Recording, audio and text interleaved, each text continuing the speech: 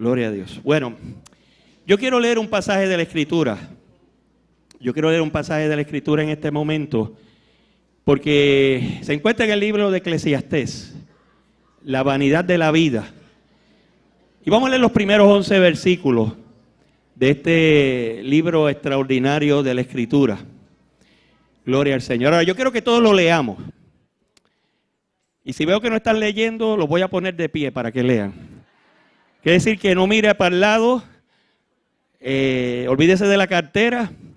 Gloria a Dios. Y vamos todos a leerlo.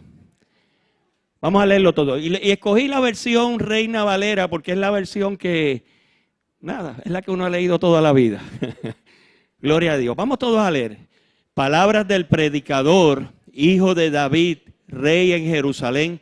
Vanidad de vanidades, dijo el predicador. Vanidad de vanidades, todo es vanidad.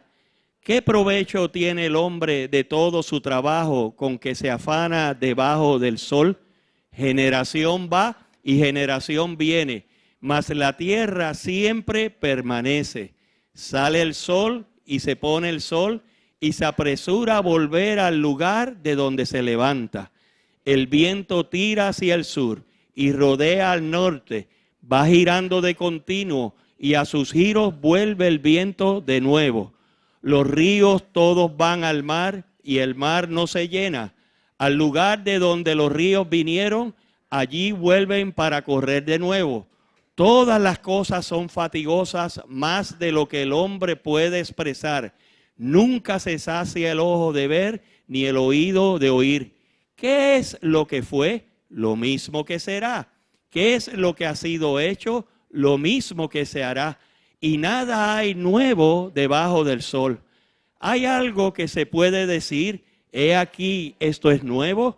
Ya fue en los siglos que nos han precedido. No hay memoria de lo que precedió, ni tampoco de lo que sucederá. Habrá memoria en los que serán después. Padre, te damos gracias por tu palabra. Y te pedimos que tú nos hables a través de ella. En el nombre de Jesús, mira cada necesidad. En el nombre de Jesús, amén, amén y amén. Esta porción de la Escritura, este libro extraordinario porque quizás se sale del patrón de otros libros que podemos ver en la Escritura. Dios lo permitió, Dios lo inspiró, ¿verdad? Para que nos ayudaran a nosotros a entender los tiempos que estamos viviendo. Gloria a Dios. Y fíjense que estamos viviendo en diferentes generaciones. Los expertos de la conducta humana han escogido las características básicas de diferentes generaciones. Ustedes habrán oído de los baby boomers. Los baby boomers fue la generación, esa es la generación que yo pertenezco y quizás muchos de ustedes pertenecen. Si tú tienes 40 y pico de años, ya un poquito largo, sobre 60, esa es tu generación, ¿verdad? Yo quiero no darte las malas noticias, pero eso es lo que hay, ¿verdad? Y luego hubo otras generaciones, otras características, ¿verdad? Y esta generación, por cierto, que estamos viviendo se llama la generación milenial. Otro nombre que se le pone es la generación Peter Pan. Es otro nombre, la generación Peter Pan, porque ¿cuántos han visto la película de Peter Pan, no? Es de fantasía, ¿no? Y en cierto sentido esta es la generación que vive en la fantasía. Miren, les voy a leer, ¿verdad? Lo que dice, tú vas a Wikipedia y puedes ver esta cosa, ¿verdad? Fíjense, dice, menciona una socióloga, ¿verdad? Pero dice, es la generación Peter Pan, debido a que percibe la tendencia para retrasar algunos ritos en la edad adulta por periodos más largos que las generaciones antes que ellos. Supuestamente, pues se casan más tarde. Es una de las cosas. Porque si tú ves las estadísticas, por ejemplo, si 50, 60% se divorcian, porque entonces va a tener un ahorro para poder entonces casarse. Porque pues si eso no trabaja aparentemente, o hay que entenderlo mejor, pues yo no tengo la prisa para hacer eso. Fíjense en que está diciendo, ¿verdad? Otro doctor ahí, Larry Nelson, dice aquí, estoy en Wikipedia, ¿verdad? El gran centro de información. En generaciones anteriores te casabas, iniciabas tu carrera y lo hacías inmediatamente. Lo que la gente joven está viendo hoy es que este enfoque ha llevado a divorcio y la gente descontenta con sus carreras. Pues, ¿para qué yo voy a jorarme para trabajar? Déjame cogerlo suave. Me voy a tardar muchos años en la universidad. Comencé, pues cambié de carrera. Las generaciones de antes veía, mi papá quiere que yo sea doctor, pues yo me fajo para ser doctor. Y quizás yo me encontraba que no tenía la habilidad, pero es lo que mi familia quiere, es lo que ellos trabajan, pues yo lucho por eso. Pero los millennials dicen no. Y los millennials no tienen ese sentido de entrega. Esto yo lo oí en el Concilio de la Alianza que me asombró. Los millennials es primero relación. ¿Ves? Otras generaciones era responsabilidad. Y cuando es responsabilidad se hace esto porque hay que hacerlo. Porque hay unas reglas, hay unas leyes, hay un procedimiento. El millennial te dice, no. Yo te tengo que conocer primero. Yo tengo que tener una relación contigo. Antes de yo escucharte, tengo que conocerte. Y las relaciones son bien importantes. Ahora, luego que te conocen y entienden lo que tú quieres, se dan por ti. Se dan por ti y no buscan otra razón. Ellos no necesitan una razón lógica. Ellos lo que necesitan es una causa. Y si hay que montarse en un avión e irse al fin del mundo porque entendieron que eso era el llamado de Dios, eso lo hacen. Esa es característica de esta generación, ¿verdad? Dice, ¿verdad? Aquí dice muchas cosas. Pero esas son características, generación, o sea, han encontrado, han llegado en esta época de información, los millennials, ¿no? Cosas que tienen ellos que no tenemos nosotros. Tú en cualquier momento, ahora mismo, si tienes tu teléfono celular y está conectado a la internet, tú oyes una palabra, un concepto o algo que tú no sabes, te vas a Google, lo pones ahí y ya tienes la definición. Y tienen 20 expertos que te dicen qué es lo que hay que hacer y las 20 tendencias para ello. ¿Ves? Y en ese sentido, otras generaciones, ¿verdad? ¿Cuántos se acuerdan de la enciclopedia? ¿Cuántos se acuerdan de la enciclopedia? La enciclopedia de 20 volúmenes. ¿Se acuerdan? La británica, que iban a la casa y tú la tenías que tener allí. ¿Por qué? Porque las asignaciones se hacían con la británica, con la enciclopedia, ¿no? Pero ahora eso no es necesario. Ahora las enciclopedias se van a bancarrota, ¿verdad? Porque está la internet. Pero nuevamente es buscando respuestas sobre la vida, ¿no? Y esta generación es una generación única. Por ejemplo, simplemente para terminar este pensamiento, pues si el jefe tuyo es de la generación baby boomer y tú contrataste a ese muchacho, pues no se van a llevar. Están en otras dimensiones. Tú le estás definiendo lo que es la vida, la responsabilidad, el trabajo. Es esto, es llegar temprano, es cumplir las 8 horas, todo lo que te enseñaron a ti. Las normas que tú has vivido. Y el baby boom, el millennial te dice a ti, no te conozco, no tengo confianza en ti. Pero también los de esta generación nuestra, eso de confianza no va. Primero tú trabajas y después vemos si hay confianza. Pero el millennial dice al revés. Yo tengo que conocerte, yo tengo que tener, ¿verdad?, algo contigo en el sentido de una comunicación para poder entender lo que tú dices. Y claro, todo eso trae los problemas. Y eso nos muestra, ¿verdad?, lo que pues muchos estudios han dicho y por eso es que llegan esa generación de los 90, que nacieron en los 90, 91, 92, 93, que ahora pues están en sus 20, 25 años, pues retrasan las cosas con calma. ¿Verdad? Hay que entender las cosas. Y fíjense que ellos, por eso es que los estudios, y hay muchos estudios que dicen esto, que la meta principal de ellos es encontrar el significado y el propósito de la vida. A nosotros nos enseñamos, tú estás en tu carrera, tú estás preparado y después te hacen las preguntas que quieres hacerte. Pero ellos dicen, no, yo no me comprometo con nada. Yo no me comprometo con nada hasta que yo entienda el propósito de la vida, ¿verdad? Y por eso fue que unos años atrás, si ustedes se acuerdan, ¿cuál fue el libro que más se vendió? Una vida con propósito, de Rick Warren. Fue el libro que más se vendió, de hecho, hace como 10 años, 5 o 10 años atrás, porque nuevamente, buscando la respuesta en los círculos cristianos y los que no son cristianos, ¿verdad? Que este libro fue bien famoso por eso, ¿verdad? Y este término, ¿verdad? De encontrar ese propósito. Entonces yo leo cosas que gente que supuestamente lo encontraron. Por eso es que están abiertos a mucha filosofía. Si hay un hindú por allá que nadie conoce, que dice que meditando, haciendo esto, haciendo lo otro, lo encuentra y dice, pues vamos a probar eso. Vamos a probar eso, vamos a hacer eso. Y claro, estamos hablando de gente que no tienen el concepto cristiano, ¿no? Y lo que yo tengo, lo que yo he recibido, todo este edificio de creencia y de cristianismo, no, esto no es único, todo esto es relativo. ¿Ve? Y por eso es que hay que saber llevarles el evangelio, hay que saber, no podemos tener la actitud de poner un altoparlante e ir por la calle, porque eso no va a trabajar con ellos. Por eso es que el evangelismo relacional, de relaciones, es bien importante. Tenemos que abrir relaciones, tenemos que tener relación con la persona, porque cuando se sienta que hay esa relación, ese joven entonces te va a abrir las puertas. Te va a dar la oportunidad de escuchar lo que tú tienes que decir, sin ningún compromiso, pero por lo menos te va a dar esa oportunidad. Y al fin y al cabo todos están buscando el propósito, el significado de la vida. Y cuando leemos este pasaje, encontramos que alguien lo estaba buscando también, en este caso Salomón. Y fíjense que lo que se está buscando es que nuestro tiempo es pasajero, transitorio, ¿verdad?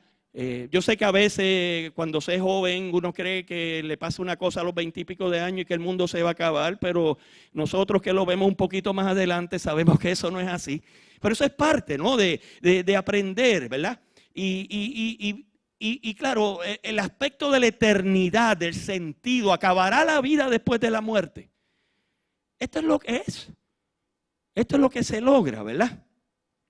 Y claro, nosotros los creyentes, porque tenemos la palabra de Dios, nuevamente, esos son gente que no tienen la revelación de Dios. Pero nosotros que hemos recibido la palabra de Dios, nosotros sabemos que hay una eternidad y que su presencia en nuestras vidas, ¿verdad? El conocer a Cristo y tener esa relación con Él es lo único que puede satisfacer la sed y lo único que puede dar significado a nuestras vidas. ¿Cuántos dicen amén a eso? En este caminar que uno, ¿verdad?, ha pasado, pues ciertamente da gracias a Dios por ello. Y la búsqueda de significado y de propósito en la vida, ¿verdad?, es lo que Salomón está haciendo aquí. Es interesante quién es Salomón, que lo vamos a ver en un momento, ¿verdad? Y el libro de Eclesiastés, escrito por Salomón, ¿no?, se le asigna a él, es la crónica de su propia búsqueda. Son sus anotaciones. Y para entenderlo a él hay que entender su trasfondo. Porque tú para entender a alguien tienes que ver su trasfondo, de dónde viene, ¿verdad? De qué cosa, para entender las razones por qué se actúa en la manera. Y nos habla aquí este libro de una búsqueda filosófica, de un hombre que aparentemente había encontrado a Dios y que Dios le había hablado y que inclusive en un momento Dios le habló y le dijo, ¿qué tú quieres? Y él dijo, yo quiero sabiduría. Pero este hombre, después que 40 años atrás, como quien dice, pudo tener esta experiencia, ahora está cuestionando de nuevo. Lo que hace este libro es interesante y extraordinario, ¿verdad? Y nos escribe, como todo research, toda investigación, nos escribe sus conclusiones, nos escribe sus hallazgos y nos escribe sus conclusiones. Y claro, cuando uno ve lo que él escribió, Salomón escribió 3 libros. El primer libro, Cantar de los Cantares, cuando era joven, es el libro del romance, es el libro del amor, es el libro de lo ideal. Es el libro donde habla de una situación de una pareja, la cual tiene unos problemas grandes. Aparentemente ella es parte del harén o del rey o una persona poderosa y están enamorados. Una historia romántica y el lenguaje, un lenguaje en ocasiones explícito, ¿verdad? En ocasiones en la historia de la iglesia a veces ese libro no se puede leer. En la historia donde todo el mundo estaba, ¿verdad?, en la Edad Media y en otros lugares veían eso. Y claro, lo espiritualizaban en un sentido todo espiritual. O si no, no puede ser, porque en la Biblia no puede haber ese lenguaje, ¿verdad? Esa cuestión, tú sabes, no puede haberla. Es el libro del romance, es el libro del idealismo. De hecho, lo que caracteriza a los jóvenes, ¿verdad? La juventud, independientemente de la época que viva, de la generación que aparezca, gloria a Dios. Proverbios, cuando era la Edad Media, el libro de las reglas. Es el libro en el cual esta es la manera de vivir, estas son las cosas que se hacen, estas son mis observaciones de la vida. Yo soy un hombre sabio, y de hecho era sabio porque Dios le dio la sabiduría. Y claro, él tenía su relación con Dios y de ahí emanaba todas las reglas. Muchas de las cosas que aplicamos a nuestra familia, a nuestro diario vivir, en la manera que vivimos, viene del libro de Proverbios. Un libro bien centralizado. Un libro que termina poniendo a la mujer en un lugar grande, en una sociedad donde la mujer no tenía esa posición, pero alaba a la mujer, ¿verdad? Alaba a la mujer y encontrar a esa mujer es importante.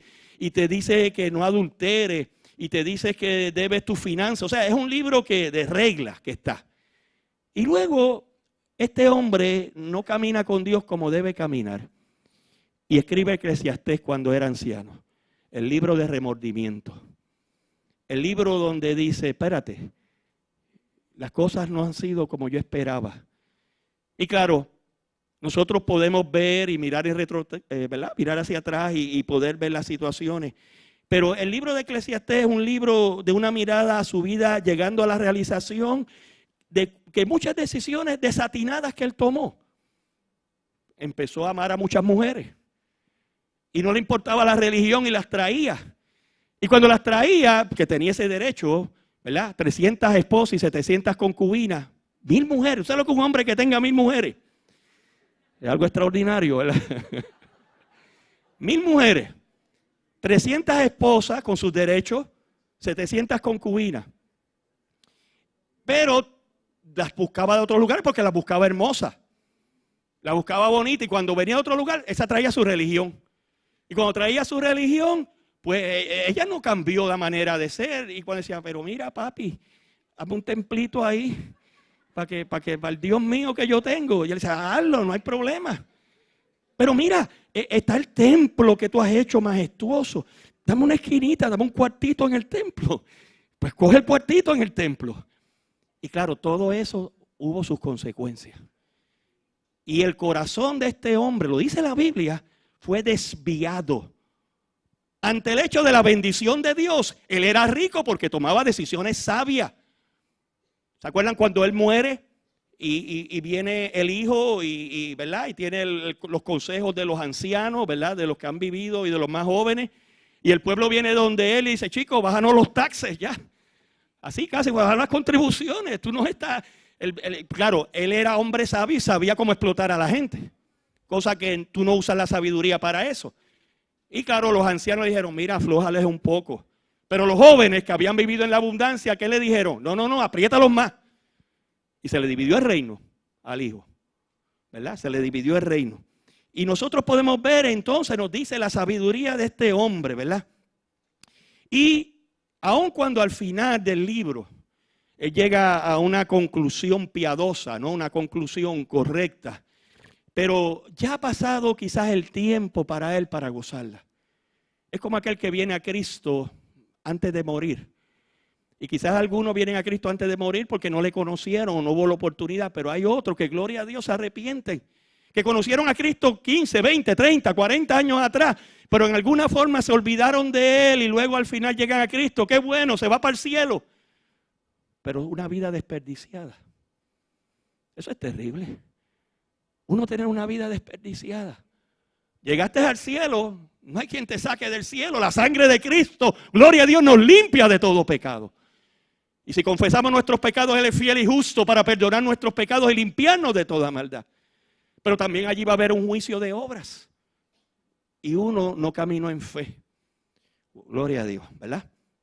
Y Salomón estaba en una posición única para conducir este estudio del significado de la vida.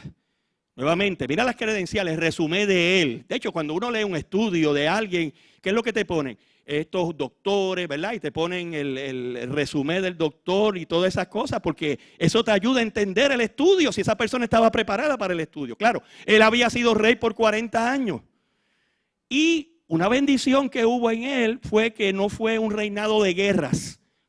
De hecho, Salomón se conoce como el rey de la paz. Dios le dio paz, parte de su sabiduría. Le dio la paz en su tiempo. Él tenía el dinero suficiente, el estudio se podía hacer porque él tenía el dinero para pagar el estudio. Y por lo tanto, a veces tú lees estudio y dices, no, mira, se acabaron los fondos. Ahí habían fondos de más, ¿verdad? Para ellos. Y él tenía la capacidad mental para poder considerar este asunto bien importante. Era el hombre más sabio e inteligente de su época y quizás de toda la historia de la humanidad, excepto del Señor Jesucristo, ¿verdad? Que Él es la sabiduría encarnada. Gloria a Dios. Y por eso es que entonces tú notas el versículo 16. Mira lo que dice ese capítulo. Hablé yo a mi corazón, diciendo, he aquí yo me he engrandecido y he crecido en sabiduría sobre todos los que fueron antes de mí en Jerusalén. Era humilde, ¿verdad? Y mi corazón ha percibido mucha sabiduría y ciencia. Yo tengo la capacidad de entender. Yo tengo esa capacidad. De hecho, la palabra eclesiastés significa en el original la acumulación, la recolección de la información. En otras palabras, es lo que llamaríamos en nuestro tiempo el reporte. El reporte de la Kruger, ¿verdad? Que trajo muchas malas noticias. El reporte, la acumulación de la data. ¿Ves? Este es el reporte de él. En sus tiempos, pues, lo sometía por un doctorado. Pero este es el reporte de este hombre. Y él se llama a sí mismo, como pudieron ver, el predicador. El que busca. En el día de hoy le llamaríamos el investigador, el que investiga. Y él está escribiendo, ¿verdad? Esto. Y Salomón era un hombre con una misión. O sea, él decidió ya, pasados los años, una misión. La misión de él era descubrir el significado de la vida. Dijo, yo quiero descubrir el significado de la vida. Y escribe este libro, extraordinario. Este libro que hay que saber leerlo. Yo me acuerdo en una ocasión, cuando estábamos en Miami, estábamos en la iglesia, y viene una hermana y me dice, pastor, y me cita Eclesiastés. Eclesiastés dice eso, claro, era una aseveración dicha de alguien que está deprimido. Y me dice, no, que eso es la palabra de Dios. Y le dije, no, espérate, aguántate. Tú tienes que saber el trasfondo del libro. Sí, es la palabra de Dios, pero tú tienes que ver que dónde viene. No está diciendo eso, ¿no?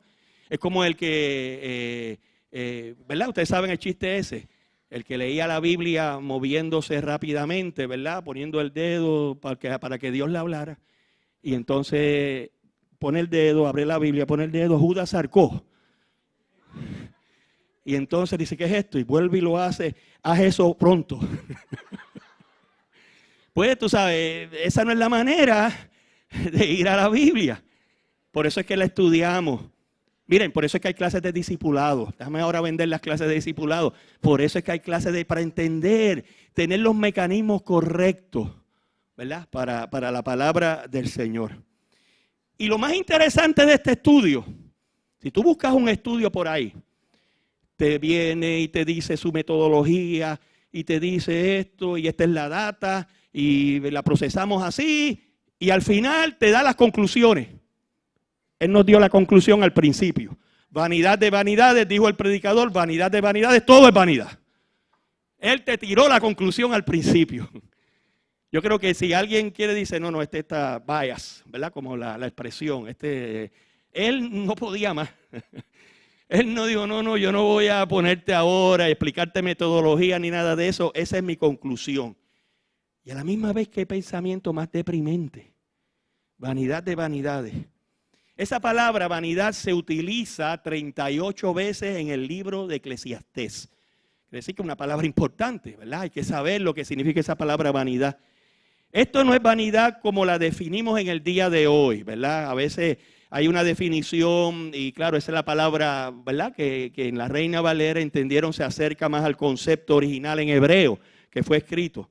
Y pensamos que lo que pasa a alguien cuando se mira en el espejo, ¿no? Una persona vanidosa, ¿cuál es? La persona que se mira en el espejo. Ay, qué bien me veo. Qué bien luzco.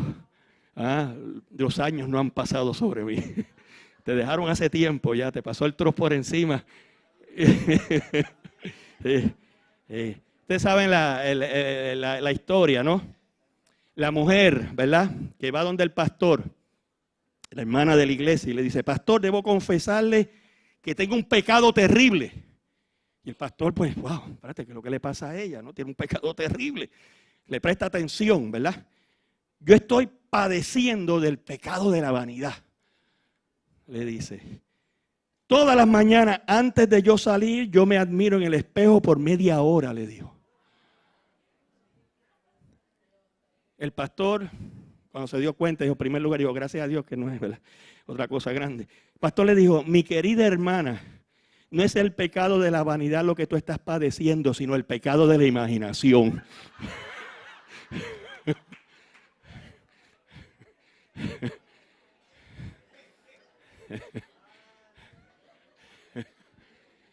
Y fíjense, ¿verdad? Ese es el concepto de la vanidad que tenemos. La vanidad en el libro de Eclesiastés no es la vanidad de la belleza, falta de belleza o belleza, o la vanagloria que estamos familiarizados o entendemos en el día de hoy. La vanidad en Eclesiastés significa que la vida es caduca, que no da lo que uno invierte, ¿verdad? Hay un tiempo que las cosas terminan, que la compara como un vapor que en un momento está y en un momento desaparece. De hecho, yo busqué la palabra en el diccionario de la, ¿verdad?, vanidad, no es la palabra en hebreo ni nada, pero de la Real Lengua Española. Y dice caducidad de las cosas de este mundo. Es una de las definiciones que da. Y cuando vi la palabra caducidad, dije, pues entonces hay que buscar qué es caducidad, ¿verdad? Caducar, y ustedes saben más o menos. Perder eficacia o virtualidad. Dicho de una cosa, arruinarse o acabarse por antigua y gastada. En otras palabras, uno ve algo, se arruina, se daña. Fecha de expiración, muy bien. Uno ve algo y dice, wow, no es lo mismo. Es como el carro nuevo, ¿verdad? ¿Cuánto es un carro nuevo? ¿Cuántos han tenido un carro nuevo? Oye, qué maravilloso. Tú entras y abres la puerta. Oye, hasta huele bien el carro. De hecho, para que algunos que tienen un carro viejo como yo, pues hay un spray que uno puede poner adentro. Si tú quieres tener ese feeling, no tienes que gastarte 25,000 o 30,000 pesos. Tú puedes tener ese feeling con el spray que te vale 2 pesos. Y fíjense que, ¿verdad?, las cosas caducan. No, ¿sabes? Tú no le sacas. O sea, yo invierto en algo y quizás al principio fue bueno, pero después se desgasta, se daña, ¿verdad? En ese sentido. Y fíjate que lo que Salomón está diciendo desde el principio, que la conclusión de su investigación, de su estudio, es que la vida debajo del sol no trabaja. Esa es otra frase, debajo del sol. No trabaja. No trabaja. Wow. Que es una búsqueda vana tratar de encontrar el significado fundamental de la vida, porque no hay nada que buscar. No hay nada que tú puedas encontrar en las cosas transitorias que se ven que puedan llenar el vacío que hay en tu corazón. Eso es lo que él está diciendo. Y en ese lenguaje, por eso es que él viene y dice nuevamente, vanidad de vanidades, dijo el predicador, vanidad de vanidades, todo es vanidad. En el hebreo, cuando tú escribes una cosa 2 veces, significa que es importante. Tú has leído el Evangelio de Juan, de cierto, te digo. En otras palabras, lo que viene ahora es grande. Lo que viene ahora es importante. Es una manera de decir. Nosotros en nuestro español le ponemos signos de admiración, ¿verdad? O varios signos, perdón, de admiración, de exclamación. Esto es bien importante.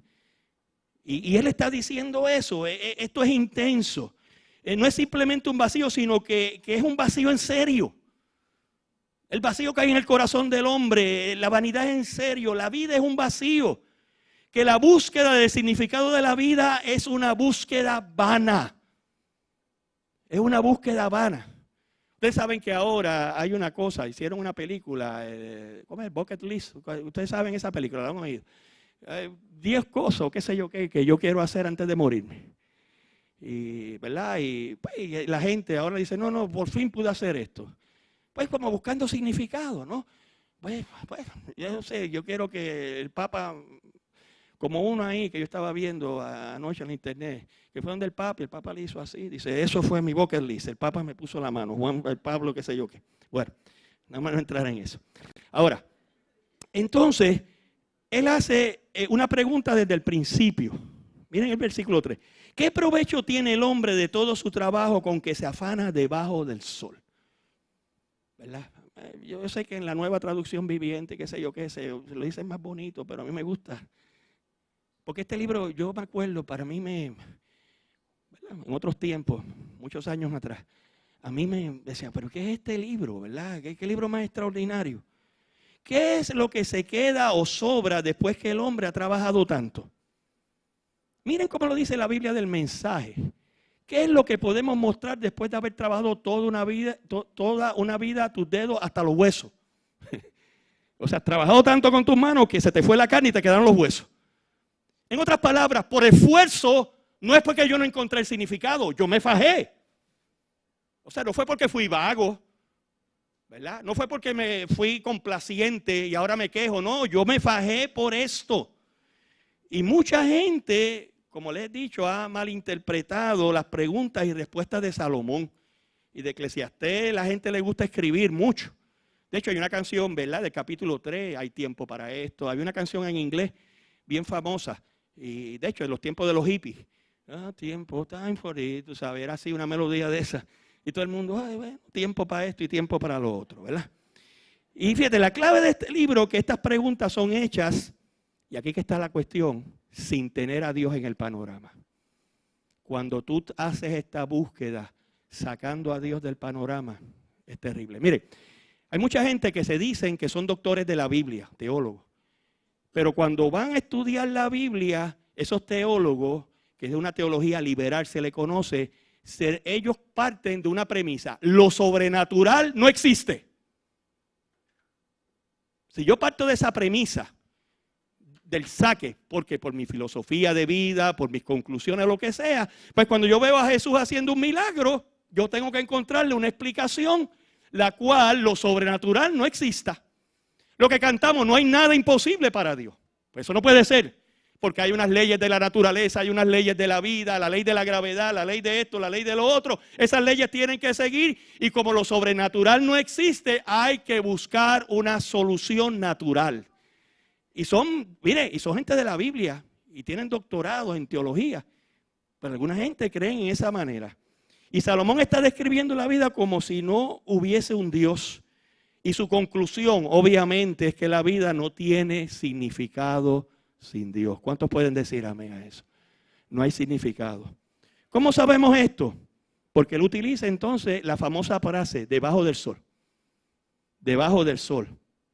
La utiliza 29 veces en el libro y expresa la descripción, es un término de un mundo sin Dios, debajo del sol. ¿Ves? Si yo voy sobre el sol me encuentro con Dios, pero si yo lo veo debajo del sol, no, Dios no está en el asunto, ¿verdad? Y si hubiese dicho sobre el sol, ¿verdad? Dios estaba incluido, pero dice debajo del sol un Dios que no está en el panorama. En este sentido, Salomón es como mucha gente en el día de hoy.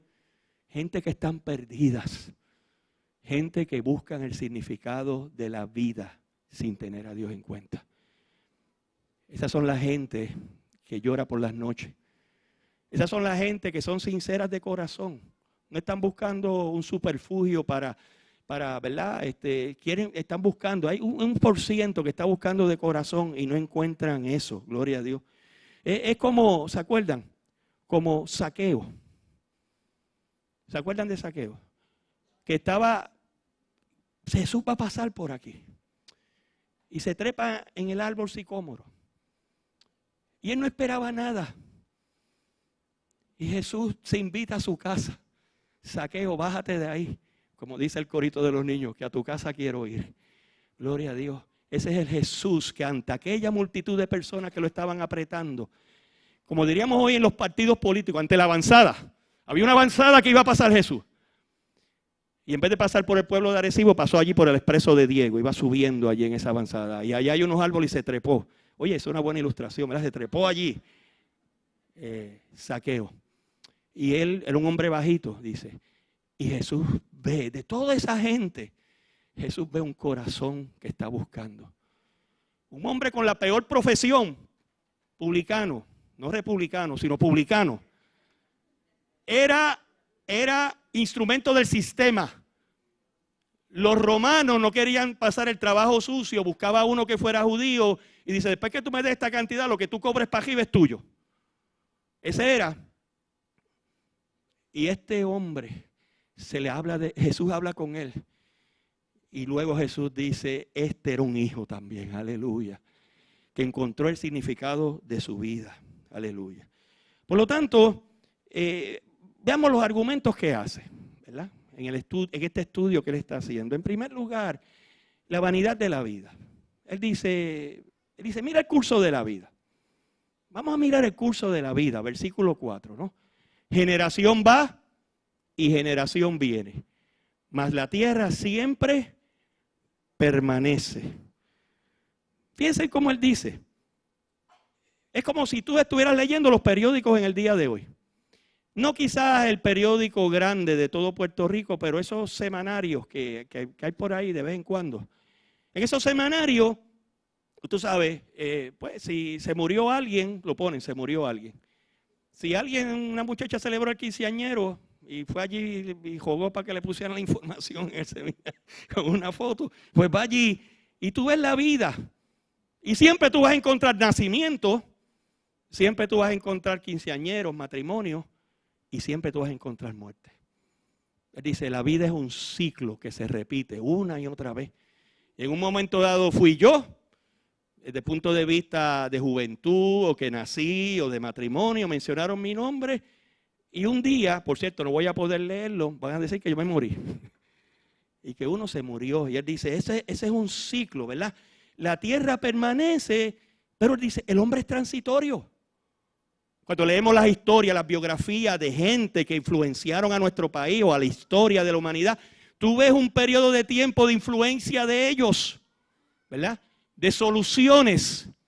Miren, y les voy a hablar franco, de cosas que luego otras generaciones dicen, eso no sirve, ¿verdad? Pero en un momento dado fueron soluciones que se dieron.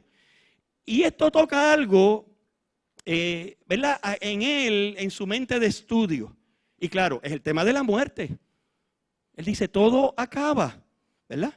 Y acuérdense nuevamente, hay que tener en mente que él lo escribió esto al final de su vida. Él sabe que va a morir. Él sabe que va a morir. Y noten las palabras de un hombre que se enfrenta con la noticia, ¿verdad?, de la muerte. Y yo creo que todos hemos enfrentado la muerte.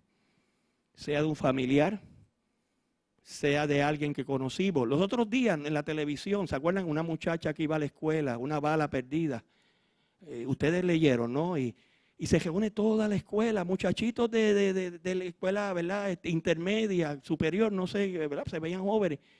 Y la mamá, ustedes vieron el reportaje, la mamá, miren, yo no quiero que ustedes sufran este dolor que yo estoy sufriendo. Claro, la mamá que pierde a su hija, ¿verdad? Qué terrible. Y ese muchacho joven en ese caso se encuentra enfrentando la muerte, ¿no? Todo un familiar de un compañero de escuela. Lo que parece imposible, no es el turno todavía. Se ponen los viejos, pero los jóvenes no se mueren, ¿verdad? Y trae ese sentido de que estamos somos transitorios en este mundo. Miren lo que yo encontré. Alguien que describió un compañero de trabajo que murió. Y más o menos cuando a veces muere ese compañero de trabajo y tiene más o menos tu misma edad, tú dices, bueno, no era el turno, no le tocaba, ¿verdad? Dice, mire, estas son las palabras. 2 semanas atrás, por primera vez en mi vida, yo fui al funeral de un hombre de mi misma edad. Yo no le conocía bien, pero trabajábamos juntos. Hablábamos de vez en cuando y tenía hijos como yo de la misma edad. Él murió de repente ese fin de semana. Todos los empleados de la oficina fuimos a su funeral. Pensamos cada uno que pudo haber sido fácilmente yo el que hubiese muerto.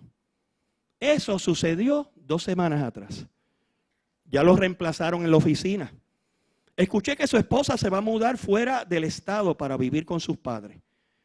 2 semanas atrás estaba trabajando a 50 pies de mi lugar de trabajo. Y ahora es como si nunca hubiese existido. Es como una roca que cae en una piscina de agua y el agua es la misma como antes, pero la roca ya no está allí, ¿verdad? Se hundió. Casi no he podido dormir. No he podido parar de pensar lo siguiente, que si esto me hubiese pasado a mí, en unos días yo seré olvidado de tal forma como si nunca hubiese existido. Y me hago la pregunta, ¿no debe la vida de un hombre ser más que esto? ¿No debe ser la vida de uno más que esto? Y yo creo que mucha gente se hace esa pregunta cuando se enfrentan a ir a una funeraria, a enfrentar las cosas, ¿verdad? Debe haber más en la vida que el mismo ciclo diario de trabajar, dormir, coger vacaciones, volver a trabajar para planear, si es que tengo un trabajo steady que me dan vacaciones, pues, trabajar para poder las vacaciones, y lo que me motiva a trabajar es que voy a ir allá para ver al pariente en los Estados Unidos, allá en Orlando, en Carolina del Sur o donde sea que está. O sea, es como, pues eso es lo que me mantiene vivo, ¿verdad? ¿Verdad? Y esto de encontrarse con la muerte, ¿verdad? Y eso que Salomón nos está diciendo aquí, que desde su perspectiva, si lo miramos, la vida desde el punto de vista debajo del sol, la vida es vanidad, es frívola, no tiene significado, no tiene sentido. Y claro, es bien difícil no estar de acuerdo con Salomón. Y es cierto, la vida que no tiene a Dios no tiene sentido. A veces Elizabeth me dice, y yo, ¿verdad? Dice, yo no sé cómo la gente puede vivir sin Dios. ¿Verdad? Desde que hemos conocido a Jesucristo, Él ha hecho la diferencia en nuestras vidas. Y es difícil, ¿verdad?, uno pensar. Entonces, él pone en su investigación, él dice, mira el curso del sol. Sale el sol, se pone el sol, se apresura a volver al lugar donde se levanta. Repetición, ¿verdad? El ciclo de la insignificancia de la vida es ilustrado con la naturaleza del sol. El sol siempre sale. Hay canciones que dicen eso. No te preocupes, el sol va a salir por la mañana. Canciones esta cristiana, ¿verdad? De la soberanía de Dios. Entonces lo ponemos bien. Pero si el sol no saliera, yo estoy confiando en el Señor, amén, ¿verdad? Pero ¿por qué se pone la marca del sol? Porque es algo que ha sucedido desde el principio y sigue sucediendo. No importa que haya. Mira, yo he estado en Colorado Springs, menos 15 grados. Y el sol, lo bueno de Colorado no era como Syracuse, donde estaba Mónica antes. Porque Syracuse es eso es terrible, Syracuse. Eso desde noviembre hasta mayo, eso es como una noche completa todo el día. Eso no sale el sol. A duras penas sale. Pero Syracuse hace un frío envenenado, pero sale el sol. Y cuando uno ve el sol, uno no se deprime. Oye, está frío, pero hay sol. Gloria a Dios. Y le da la belleza. Tú ves esa nieve, si es que cayó nieve o lo que sea, y se ve una belleza. Pero en Syracuse, yo me acuerdo que aquello era terrible. Una vez que fuimos a Mónica allá cuando estudiaba, dice, pero con caso, esa ciudad de Nueva York es así también. La ciudad de Nueva York, ustedes no han pasado así por el Turnpike, que cuando van a entrar, que ustedes la ven hacia lo lejos, especialmente en invierno, y tú ves esa oscuridad. Oye, es deprimente.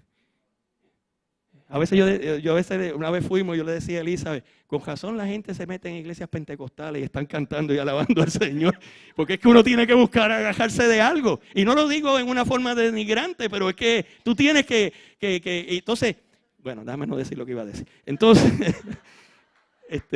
pero tú sabes, esa situación del sol, ¿verdad? Y fíjate que esto es un ciclo repetitivo. El sol se levanta por la mañana, se pone por las tardes, se levanta, se pone, se levanta, se pone, no tiene fin y no tiene significado. Entonces él pone otro ejemplo, ¿verdad? Sale el sol y se pone, ok. El tercero, el circuito de los vientos o la dirección de los vientos, ¿no? Es un circuito, es algo que ya tú tienes predestinado, ¿no? Circuito de los vientos. Miren lo que él dice. El viento tira hacia el sur y rodea al norte, va girando de continuo y sus giros vuelven el viento de nuevo. Nuevamente, ¿no? La naturaleza, ¿verdad? El viento es otro fenómeno natural que parece seguir y no tiene fin. Siempre hay viento. ¿Cuántos han estado en un sitio alto? Un sitio que el viento se mueve. Qué cosa maravillosa. Te da en la cara. Gloria a Dios en esa altura. Y tú ves y es como la majestuosidad de Dios, ¿verdad? es como algo que es más que nosotros. ¿Cuántos se han acercado? Si ya me oyeron que fui a Syracuse, también fui a las cataratas de Niágara.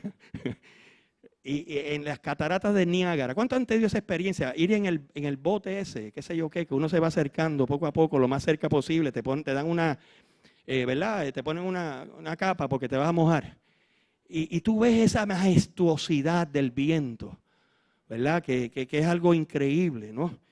Y es interesante que Salomón está describiendo algo que pues, la ciencia ¿verdad? La ciencia moderna ha podido poder confirmar, ¿no? Las herramientas analíticas, el Doppler que te ponen, ahí está el Doppler, y tú sabes dónde te ponen el Doppler, y aquí va, y por aquí va el huracán, y todo eso. Y fíjense, ¿por qué pueden predecir cuando un huracán o una tormenta tropical o una vaguada o qué sé yo qué, cuando sale del África, dice, mira, hay una posibilidad que se convierta en huracán? Esta es la trayectoria. Porque como es algo repetitivo, esa data la tiene computadora y que si está el agua caliente, que si fría, que si esto. O sea, cogen la historia y entonces más o menos tienen un buen % de predecirte dónde va a pasar. ¿Ustedes lo han visto? No, esta no va a pasar por Puerto Rico, o esta no va a estar. O si viene, a mí me sorprendió este año, ¿se acuerdan que venía uno con categoría 2? Llegó a subir y decía, wow, vienen allí. Y ellos decían, no, cuando llega aquí, a duras penas será una onda tropical. Y dice, pero si eso está ahí pegado, está 2 o 3 días. ¿Pero por qué pueden decir eso? Porque tienen data, es repetitivo. Es el mismo comportamiento. Si hay agua caliente o el fenómeno del Niño, como le quieran llamar, pues se va, ese huracán va a ir en contra. A mí me gusta la expresión que dice vientos cortantes. ¿Ustedes han oído eso? Vientos cortantes. Que sí que va el huracán con sus piernas y viene un viento y le corta las patas, por decirlo así, ¿verdad? Y le quita la fuerza. ¿Cuántos han oído esa frase? Ese año no la decían, vientos cortantes no la decían otra. McDowell. ¿Cuántos se acuerdan del profesor McDowell? Ah, ustedes se acuerdan, ¿eh? Esa eminencia, ¿verdad? Pues él no usaba esa frase, ni tenía lo moderno, ¿verdad? Del día de hoy. Tú eres de la generación bien vieja, si te acuerdas de McDowell.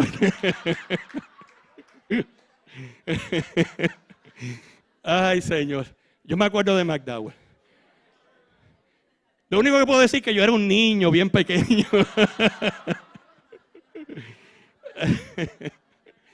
Ay, Señor. Pues, ¿verdad? Fíjense, él está cogiendo la data, ¿no?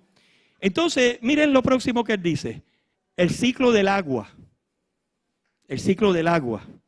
Él dice, los ríos todos van al mar y el mar no se llena. Al lugar de donde los ríos vinieron, allí vuelven para correr de nuevo. El agua, el ciclo del agua es un ciclo de repetición, ¿verdad? Y Salomón quizás no entendía o quizás lo observó, ¿verdad? El proceso de evaporación que todos conocemos, que nos enseñan en la escuela elemental, ¿verdad? De creación de las nubes, y de las nubes pues cae la lluvia, se llenan los ríos, corren al mar, el sol viene, evapora el agua y el ciclo es repetitivo, ¿verdad? Y él veía eso y decía, esto no le da significado a la vida. El viento, el sol y el agua son como la vida. Ellos vienen y van repitiéndose una y otra vez. Y él tratando de buscar, ¿verdad? Esa situación. Oye, debo avanzar. Entonces, fíjense en que esa es la mecánica de esta monotonía, ¿verdad? Que se mueve. Y fíjate que él la ve, pero separada de Dios. Y cuando tú ves las cosas sin Dios, tu vida no tiene sentido. ¿Has pensado tú de esa misma manera? Cuando tú ves las cosas de la vida. Y déjame decirte, es fácil que un cristiano caiga presa de esto. Es fácil. Uno ve eventos que le pasan a la vida de uno. Uno ve situaciones, uno ve sueños que se quiebran. Uno ve un optimismo, un idealismo que uno enfrentó cuando empezó ciertas acciones en la vida de uno. Y es fácil deprimirse. Cristiano, porque tú seas cristiano, te puedes deprimir, ¿verdad? Tristemente. Y fíjense, entonces empieza uno a hacerse preguntas, ¿y por qué yo estoy aquí? ¿Por qué yo estoy aquí? Y cuando nos olvidamos de Dios no podemos ver y pensamos de la misma manera que Salomón está pensando. Entonces dice, cuando tú ves todo esto, esto va a traer frustración a tu vida. Tú vas a estar frustrado, ¿verdad? Con esos ejemplos que te puso, tú vas a estar frustrado. o tú vas a ver que la vida es vana, no tiene ningún sentido, ¿verdad? ¿Por qué? Porque nada nos llena. Tú estás buscando llenar ese vacío y nada llena ese vacío. Todas las cosas son fatigosas. Más de lo que el hombre puede expresar. Nunca se sacia el ojo de ver ni el oído de oír. No encuentro sentido a la vida. No hay nadie, miren cómo lo dice la versión Dios habla hoy.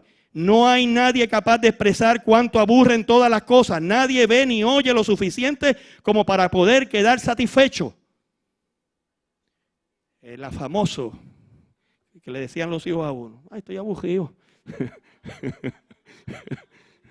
Lo siguen diciendo. De hecho, Mónica estaba hablando y decía que Isabel ya aprendió eso. Dice, I'm bored. Y ya está, tú sabes. La vida es aburrida, ¿verdad? Y por eso ahí es que entra la industria del entretenimiento. La industria del entretenimiento es que hace los chavos. Ahí es que hace el dinero, te vende películas, te vende aventura, el parque tal. Ahora le hemos puesto una nueva atracción allá, los parques de Florida. Tú sabes, tú vas allí. Entonces toda tu vida que tú la ves en este ciclo, dices, yo estoy para ir a Disney World. Yo quiero hasta los jugadores de fútbol americano, ustedes lo han visto, de béisbol. ¿Qué es lo que tú vas a hacer luego que ganan la Serie Mundial? ¿Cuántos han visto eso? Y el Super Bowl. ¿Qué es lo que tú haces? Yo voy para Disney World. ¿Alguien ha visto eso? ¿Verdad? Levante la mano que lo han visto. Ay, gracias. No fue que yo lo soñé. Entonces, y ustedes ven eso, ¿por qué? Porque, bueno, mira, llegué a esta, ¿y qué hay después de esto, de ganar un campeonato? Pues me voy para Disney World, eso es lo más grande que hay. Y queremos volver, la atracción tal. Ahora van a abrir, ¿verdad? Que viene una película nueva. Y ahora con esa película hacen una atracción, ¿verdad? Esa es la industria del entretenimiento. Y lo que hasta los últimos años todavía están los reality shows.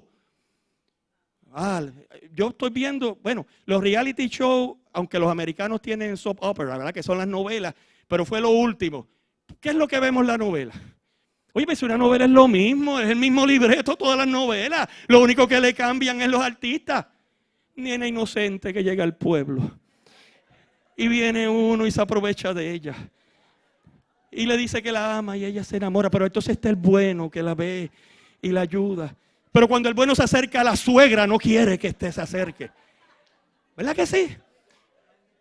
Y estamos viendo eso. Tú sabes. Y entonces, yo que estoy ya que no encuentro significado, entonces me pongo hasta a llorar por eso. Y mi conversación al otro día, pero tú viste lo sinvergüenza que fue esa. ¿Cómo se lo quería quitar? En los trabajos allí, cuando están tomando, como dice en el cooler, ¿no? Que dice el americano, allí, ¿verdad? Había una serie que Fox tiró cuando yo estaba en los Estados Unidos, que era en el tiempo de los... se me olvida el nombre, que iba en contra de los juegos de fútbol, pero la gente lo veía porque era como una novela así. Y a veces hombres dejaban de ver el juego de fútbol los lunes para ver eso. El mundo del entretenimiento, ¿verdad? Por eso es que programa, antes como la Comay, todo el mundo lo ve, lo sé todo. Se fue la Comay, mira, y enseguida lo sé todo, lo cogió todo. Dando candela. Y creo que el 11 yo vi que también más o menos va por la misma línea. ¿Por qué? Porque ahí es donde está el dinero. Porque ante ese vacío la gente quiere entretenerse. Uno se ríe y eso, pero esa es la realidad. Y en ese cierto sentido somos como los atenienses cuando Pablo les predicó.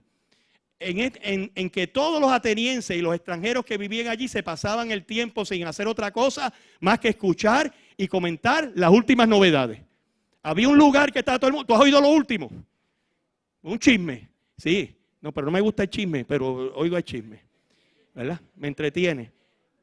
Entonces buscamos eso, las revistas, qué es lo que le fue al brazo al político, qué le fue. Y el artista. Ustedes, yo se lo decía a la clase del martes. Oye, esa Maripili siempre está en las noticias. El Nuevo Día, mire, no es que uno esté leyendo revistas ni nada de eso. El Nuevo Día siempre tiene una noticia de dichosa Maripili. No, que Maripili ahora piensa esto. Que Maripili ya... Y en el camino se casó con Roberto Alomar. Le sacó más de $1 millón del pobre hombre después que jugó. Y todavía sigue.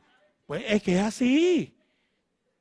Hermano, y la gente, ¿y por qué el Nuevo Día pone eso? ¿Verdad? En la parte. Porque la gente quiere ver eso. ¿Verdad? Y ese es el mundo en que vivimos, de las novedades. Y entonces eso trae otra cosa.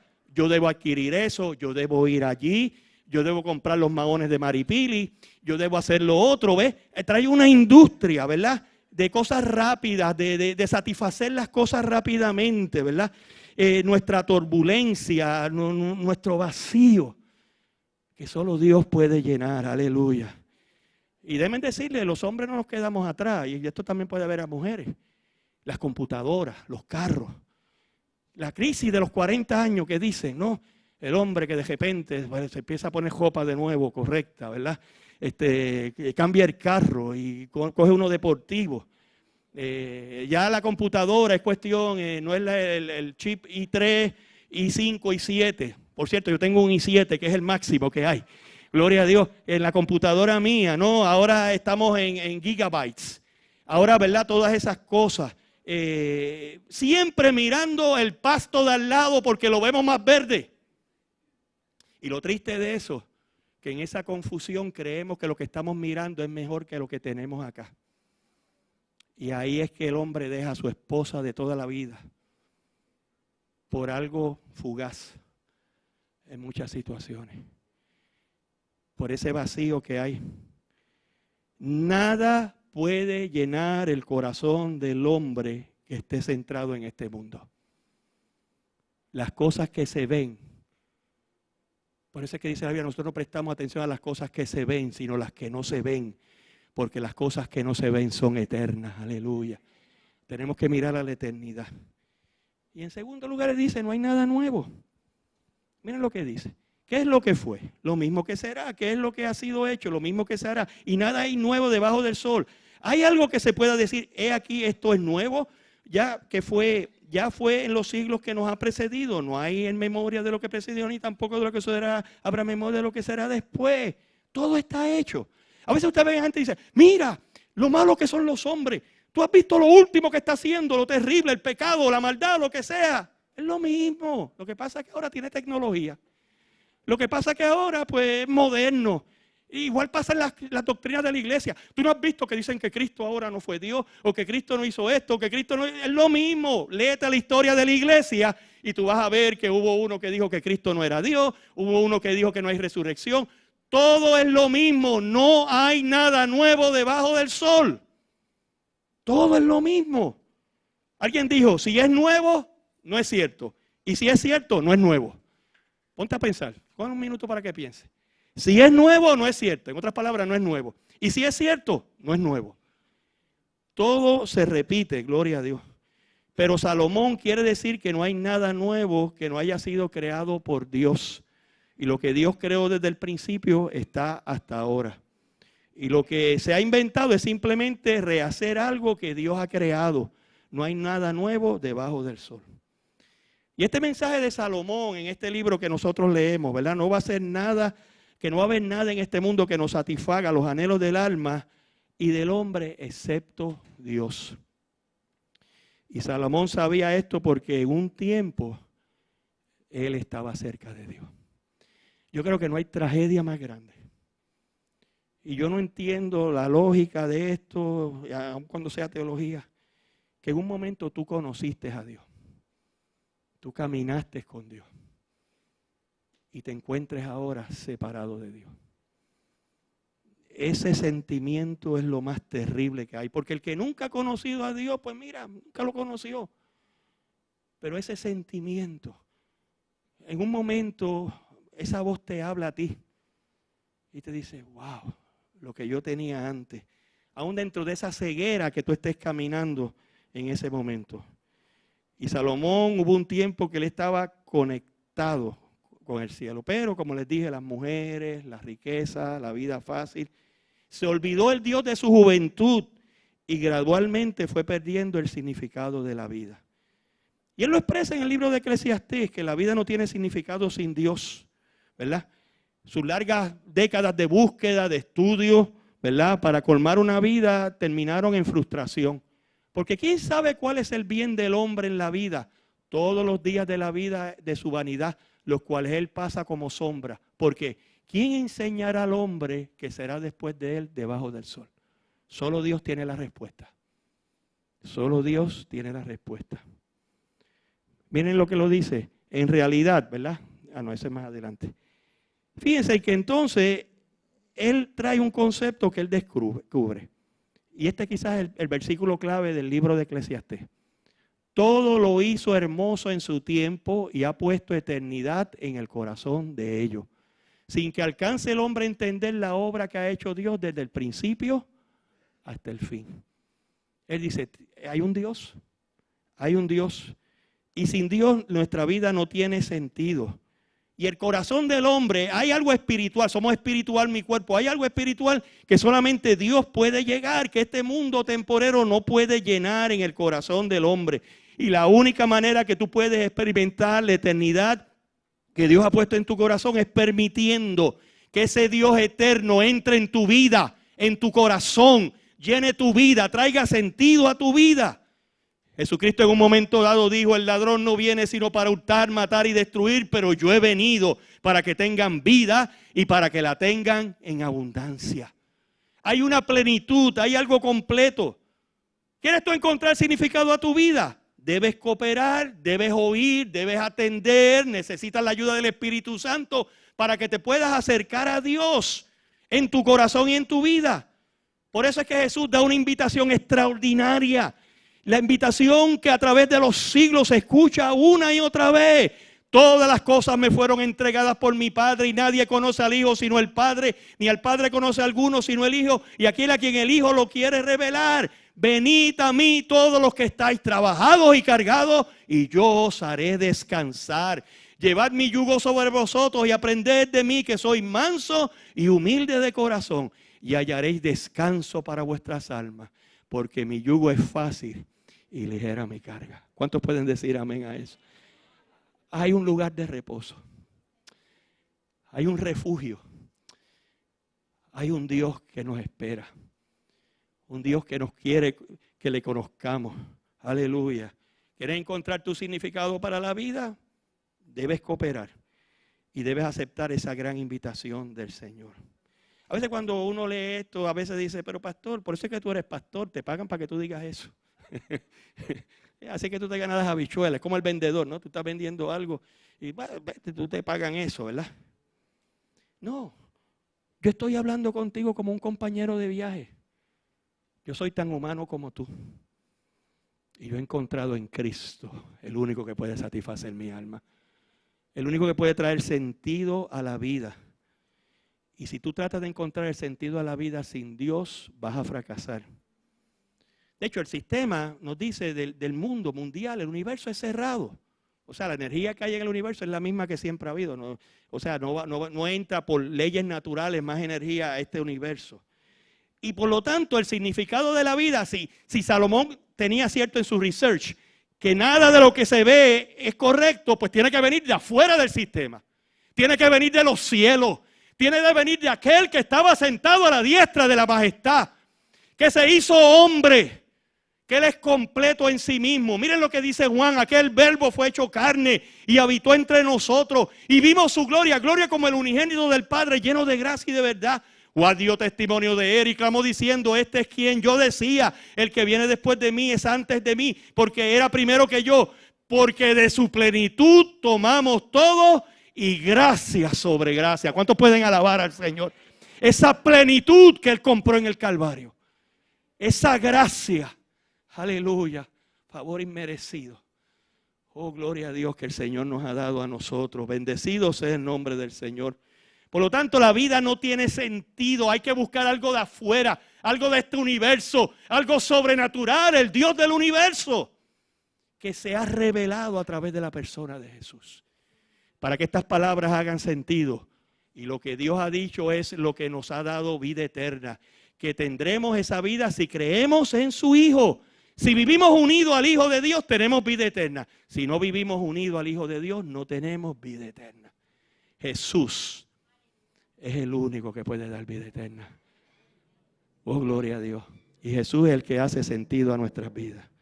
Por lo tanto, si tú quieres salir de ese mundo de frívolo, vanidoso, de frustraciones, que los primeros 11 versículos, cuando estudiamos el research de Salomón, el estudio de Salomón, él nos está diciendo, solo Dios puede llenar esa eternidad que ha puesto en tu corazón. Solo Dios es el que hace sentido a nuestras vidas. Es que Dios nos amó y demostró el precio, lo importante que éramos para Él, cuando dio lo mejor del cielo para buscarnos a nosotros. Y ese amor nos cautiva. Ese amor nos hace que nos entreguemos a Él. Aleluya. Nadie nos ama como Jesús nos ha amado. Gloria a Dios. Dale gracias a Dios ahí donde está. Yo quiero orar. Gracias, Señor. Aleluya. En muchas ocasiones nos distraemos en nuestro caminar con el Señor. En muchas ocasiones comenzamos a darle más peso a las cosas en cuanto a buscar significado a la vida o en la definición que creemos que nosotros somos. Mi valor está por el precio que fue pagado por mí. Aleluya. Ese es el valor mío. Lo que fue pagado por mí. Aleluya. Y a veces empezamos a oír otras voces. A veces las circunstancias de la vida nos da duro.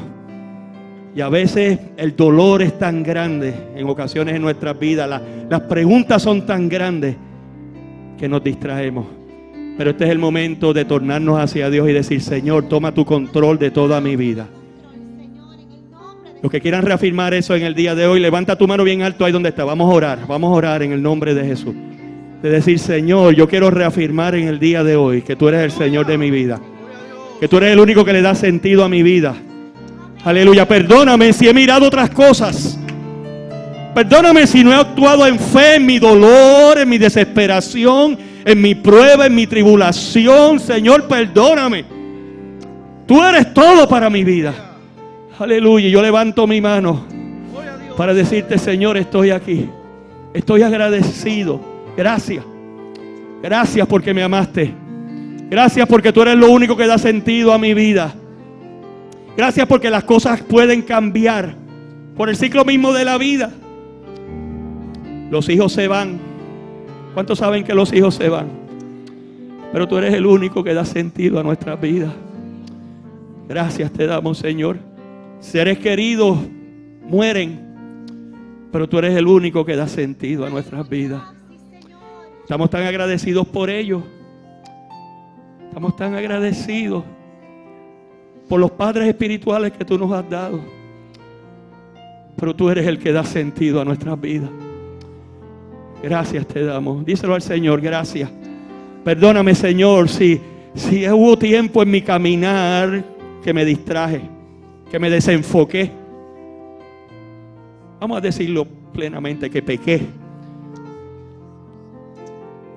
Pero yo quiero caminar en fe. Yo quiero mirarte a ti, Señor. Aleluya. Padre, mira las manos levantadas. Toma tu control. Te lo están al levantar las manos. Te están diciendo, Señor, toma tu control. Toma tu control, Señor. Levantamos nuestras manos para decirlo. Toma tu control de nuestras emociones, de nuestra vida. En el nombre de Jesús. Gracias porque tú eres la puerta. Porque tú eres el camino. El camino de sangre que llegó hasta los cielos. Aleluya. Tú eres el templo, tú eres el sacerdote, tú eres la sangre, tú eres el sacrificio. Jesús, tú lo eres todo. Llénanos de tu presencia, Señor. Ese sentido de la eternidad que gobierne en nuestras vidas. Gracias te damos, Señor. En el nombre de Jesús. Amén y amén.